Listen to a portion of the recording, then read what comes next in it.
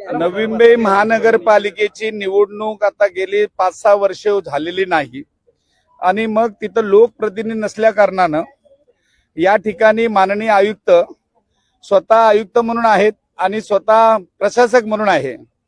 परंतु ज्या गोष्टी करायला पाहिजे त्यांनी 1949चा कायदा जो आहे त्या कायद्याच्या अधीन राहून त्यांनी काम करायला अपेक्षित आहे।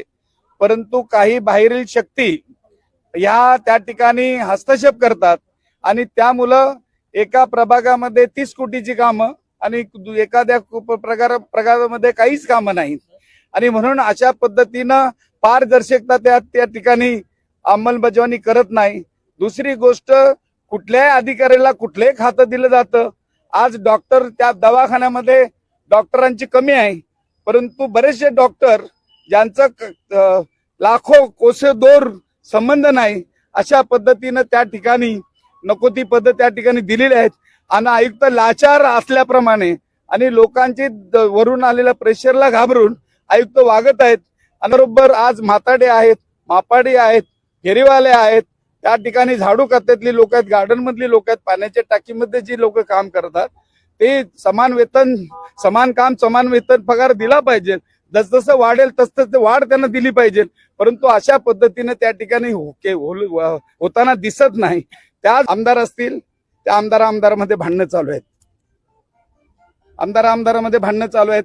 त्याचबरोबर त्या ठिकाणी आपण बघतो की खासदारांमध्ये भांडण आहे, पालकमंत्र्यांमध्ये भांडण आहे, संपर्क मंत्र्यांमध्ये भांडण आहे। लोकांना वाऱ्यावर सोडलेलं आहे। पालिका असेल, पोलीस खाता असेल, MIDC असेल, त्याचबरोबर MECB असेल, लुटमार चालू आहे आणि याच्याकडे आमदार, खासदार, मंत्री, पालकमंत्री यांचं लक्ष नाही। आणि म्हणून आता यानंतर हे जे आम्ही आयुक्तांना भेटायला आलेलो आहे, आयुक्तांच्या विरुद्ध निदर्शन आम्ही करणार आहोत। तर मला वाटतं हे झाल्यानंतर आयुक्तांनी जर ऐकलं नाही तर आम्ही साखळी उपोषण करू। साखळी उपोषणाला ते ऐकलं नाही तर आम्ही आमरण उपोषण करू। जर आम्हाला तेही नाही केलं तर त्या ठिकाणी मग आम्हाला रुद्र रूप धारण करावं लागेल। मग कार्यकर्ता जर उद्या गुन्हेगार बनला तर त्याला जबाबदार पोलीस बांधव आणि महानगरपालिकेचे अधिकारी असतील। आणि म्हणून मी तुम्हाला सांगतो, आता थांबणं नाही, कदाचित मी निवडणूक लढणारही नाही।